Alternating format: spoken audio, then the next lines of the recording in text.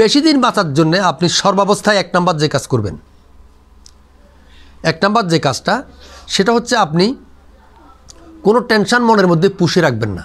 Tension বুঝছেন? Tension হচ্ছে কেউ শক দিয়ে চলে গেল, স্বামী দুর্ব্যবহার করলো, আছে না এরকম? ছেলেটা মরে গেল, নিজ চোখের সামনে ছেলের লাশ দেখছেন, মরে গেছে তো কাঁদেন, ভুলে যান। কী করেন? একদম মাইনাস করে দেন। ওরে ভুলে গেলে কোনো গুনাহ হবে না, একদম ভুলে যান। যখনই মনে হবে আল্লাহ ওরে মাফ করো, যখনই মনে হবে আল্লাহ ওরে বেহেশতবাসী করো, জান্নাতবাসী করো, বাস শেষ। তার জন্য আপনার দায়িত্ব শুধু এইটুকু, আর কোনো দায়িত্ব নাই। তার জন্য কান্দার কোনো দায়িত্ব নাই, আফসোস করার দায়িত্ব নাই। শোক তো অটোমেটিক হবে, শোক তো আপনি হয়েছেন, এখন শোক মুছে ফেলতে হবে। শোক কী করতে হবে? স্বামী দুর্ব্যবহার করে বা কখনো করছে, মন থেকে মুছে ফেলেন। অতীতের কোনো একটা শখ আছে, একদম মাইনাস করে দেন। আর যদি মাইনাস করতে না পারেন কাগজে লিখবেন, লেখার পরে জ্বালাই দিবেন, কাগজে লিখে ছিঁড়বেন, পানিতে ফেলে দেবেন, একদম চলে যাবে। যদি কোনো দুঃখ ভুলতে না পারেন তাহলে কাগজে লিখবেন, কাগজে লিখে ওটাতে ছিঁড়ে পুড়ে কুটো করে পানিতে ফেলে দেবেন অথবা জ্বালাই দিবেন। একবার এটা লেখার পরে কখনো পড়বেন না, লেখার পরে আর এটা পড়বেন না। লেখছেন তো, যে কষ্ট দিল তার নাম সব লিখে কষ্টের ধরন লিখবেন, যে কষ্ট আমাকে দিল আমি আজ থেকে এটা ভুলে যাচ্ছি, বাস ছিঁড়েন, ফেলে দেন। এভাবে 2 থেকে 3 বার করেন, দেখবেন যে 1 মাস পরে দেখি না তাই এটা কিচ্ছু নেই, ওটা মাইনাস হয়ে গেছে। কথা বুঝে আসছে? আমরা তো আমি তো তারা ছাড়া বাঁচবো না, আছে না এরকম? আমি পাগল হয়ে যাব। আরে কয়জন পাগল হয় খেয়াল করে দেখেন, কয়জন আত্মহত্যা করছে? মোটেই না। হ্যাঁ, বাঁচবেন না কেন? এটা তো বাঁচার জন্য, ওরে দিয়ে তো আপনি বাঁচতে আসেন নাই। কি বলেন? ওরে দিয়ে বাঁচতে আসছেন? ও না হলেও তো আমি বাঁচি, আপনি বাঁচবেন, আপনার জীবন আছে, বাঁচবেন না কেন? এখানে কারো প্রয়োজন হলে আসবে, কারো তো প্রয়োজন হলে আসবে। আপনি আপনার মধ্যে মজবুত থাকবেন, আপনি আপনাকে গুরুত্ব দিবেন, আপনার সম্মান আপনি বজায় রাখবেন। আপনি যে একটা সম্ভাবনাময়ী একটা মানুষ, আপনি যে সৃষ্টির সেরা একটা জীব, আপনি যে একজন মহিলা, একজন মেয়ে, আপনি যে সেরা সৃষ্টির ভেতরে, এটা মনে করতে হবে। আর যারাই নিজেকে দুর্বল মনে করে, হ্যাঁ, কিছু মনে করবেন না। বেশিরভাগ বাচ্চা কারা পালায় জানেন? যারা নিজেকে দুর্বল মনে করে, যে আমি মনে এরকম ছেলে পাবো না, ভাগ। কথা বুঝছেন? আমি অনুপযুক্ত, আমি অযোগ্য, এরকম মনে করে। নিজেকে কখনো অযোগ্য মনে করবেন না, আপনি আসলে অযোগ্য নন। যে যেখানে আছেন সেখানে আপনি যোগ্য, কারণ আপনাকে যোগ্যতা দিয়ে আল্লাহ পাক পৃথিবীতে পাঠাইছে। কথা বুঝে আসছে? কোনো শখ ভিতরে রাখতে পারবেন না, একদম মুছে ফেলবেন। কোনো প্রতিশোধ প্রবণতা আছে না এরকম? আবার একটা গালি দিচ্ছে, ঠিক আছে এটার প্রতিশোধ একটা নেব, এটা লাগাই দেবো, ওটা করে দেবো, সেটা করবো, ভিতরে শুধু এই কাজ চলতে থাকে। প্রতিশোধ প্রবণতা রাখবেন না।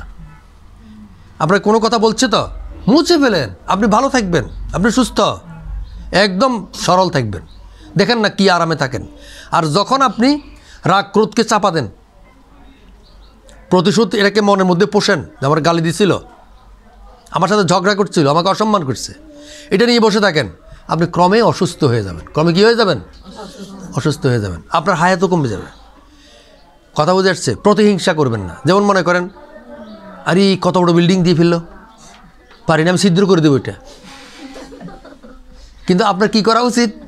আমি ওইরকম একটা দিব, এরকম করা ঠিক আছে, যে আমি তার মতো বিল্ডিং দেওয়ার মতো অর্থ উপার্জন করব, এইটা ঠিক আছে। কিন্তু তার ওটা ভেঙে দেওয়া, তার এটাকে ক্ষতি করে দেবো, এইটার নাম হচ্ছে প্রতিহিংসা। এটার নাম কি? এইটা এমন একটা আগুন, এটা আপনাকে জ্বালাই শেষ করবে। কথা বুঝে আসছে? অসুস্থ হওয়ার জন্য কিছু লাগবে না, খালি রাগ, ক্রোধ, ক্ষোভ, প্রতিশোধ প্রবণতা, প্রতিহিংসা, শখ, মানে এটাকে কি বলে? আঘাত। মনের আঘাত আছে না? আঘাত যদি কেউ পান, সঙ্গে সঙ্গে লিখে কেটে দেবেন। এই সমস্ত আঘাতের জন্য টিউমার হতে পারে। কি হতে পারে? Heart disease. আপনার টিউমার যে সমস্ত জায়গাগুলো হতে পারে, স্তন টিউমার, জরায়ু টিউমার, এবং এটা থেকে ক্যান্সার হয়ে যেতে পারে। কথা বুঝে আসছে? এটা থেকে, এইটার কারণে, কথা বুঝছেন, এই অবস্থার কারণে আপনি বাত প্যারালাইসিস আক্রান্ত হতে পারেন, ব্রেন স্ট্রোক করতে পারেন। কথা বুঝছেন? তাহলে এগুলো কী করতে হবে? মুছে ফেলতে হবে একদম। যেখানে থাকবেন, যে অবস্থায় থাকবেন, মেরুদণ্ড সোজা রাখবেন। মেরুদণ্ড কী রাখবেন? সোজা থাকবে। মেরুদণ্ড একদম সোজা। বসছেন না এখন? আমি বসছি, মেরুদণ্ড সোজা আছে।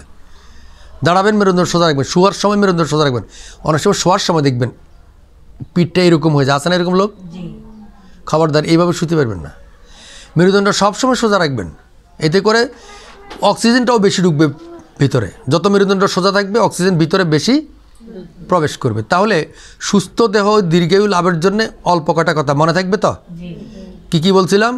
শখ, শেখা খাওয়া বলে যেটাকে, ক্ষোভ, রাগ, ক্রোধ, প্রতিশোধ প্রবণতা, প্রতিহিংসা, অধিক লোভ, অধিক লোভ, এগুলো বাদ দিতে হবে। লোভে কি হয়? পাপ, পাপে কি হয়?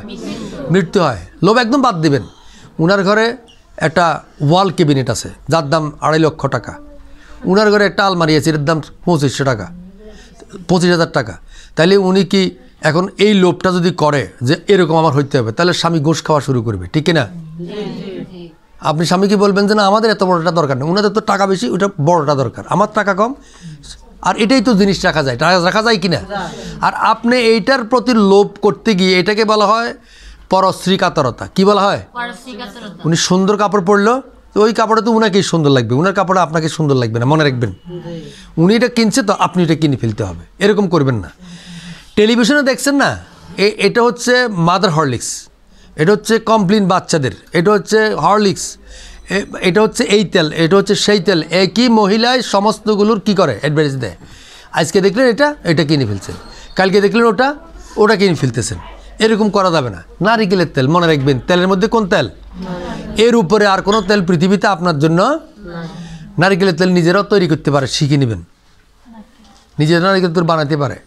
কেমন? আমরা চুলের আলোচনা করলে কখনো নারকেল সম্পর্কে কথা আসবে বিস্তারিত। আপনার জন্য তেল কোনটা উত্তম?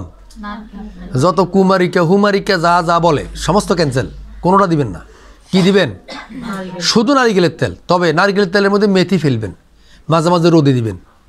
নারিকেলের তেলের ভেতরে বটের জুড়ি সুন্দর করে পরিষ্কার করে কেটে চিকন চিকন বটের দাঁড়িয়ে আছে না, ওগুলো ফেলবেন। এই হলো শুধুমাত্র কাজ। অ্যাডভার্টাইজ দেখে কোনো জিনিস নেবেন না।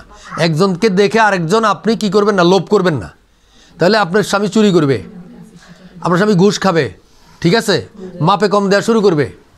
কথা বলছেন? 2 নম্বর মাল আইনে 1 নম্বর প্যাকেটে বিক্রি করবে, কারণ আপনার জন্য একটা ওয়াল ক্যাবিনেট লাগবে। তাহলে আপনার দায়িত্ব কি? সেজন্য এরকম না করে, সেজন্য আপনি বলবেন যে এটা আমাদের দরকার নাই, ঠিক আছে?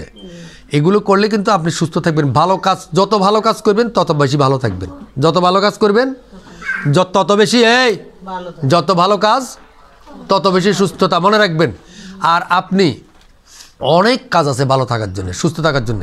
অন্যের সেবা করবেন, কেউ অসুস্থ আছে কিনা দেখে আসবেন, ওর সামনে ওর জন্য দোয়া করবেন এবং বলবেন যে আপনি ভালো হয়ে যাবেন। যদি শুনেন যে আরে অমুক লোকটা অসুস্থ, সঙ্গে সঙ্গে তার জন্য 1 মিনিট দোয়া করবেন। কথা বুঝে আসছে? আপনি যদি কারোর জন্য দোয়া করেন রোগ থেকে আরোগ্য হওয়ার জন্য, আপনি ভালো থাকবেন। কোনো রুগীকে দেখতে যান, তার জন্য আন্তরিকতা সহকারে দোয়া করেন, আপনি ভালো থাকবেন। কথা বুঝে আসছে? তাহলে মেরুদণ্ড সোজা করে চলবেন, সর্বশেষ কথা। পরে আরও একটা কথা আসবে। মেরুদণ্ড সবসময় সোজা থাকবে। কেমন? কাজ করার সময় আপনি শরীরের ক্যাপাসিটির সাথে কাজের মিল রাখতে হবে। কথা বুঝে আসছে?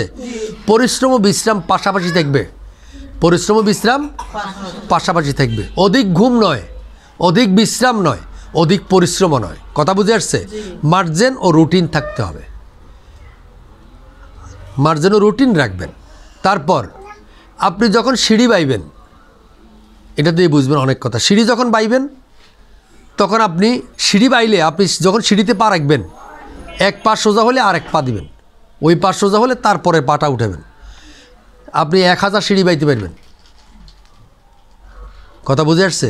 একদম নিঃশ্বাস বড় হবে না, আর এতে করে জীবনের শক্তির উপরে কোনো আঘাত হবে না। হাঁটার সময় মেরুদণ্ড সোজা রাখবেন, আর আপনি কি করবেন? নির্দিষ্ট গতিতে হাঁটবেন, খুব জোরে ছুটবেন না। তারা অনেক আছে, থাকুক। আপনি এরকম করলে উন্ডো খেয়ে নখ কুটে উল্টে বেলতে পারেন। এরকম জোরে হাঁটা শুরু করলে আপনার হার্ট একটু কী করতে পারে, হার্টবিট বেড়ে যেতে পারে। কোনো দরকার নেই। আপনি একটা ক্যাপাসিটির মধ্যে গতি রাখতে হবে, কাজের, হাঁটার, দৌড়ের। মনে থাকবে তো কথাটা? এটা মনে রাখবেন। তাহলে আপনি সুস্থ জীবনও লাভ করতে পারবেন, দীর্ঘায়ু লাভ করা সম্ভব।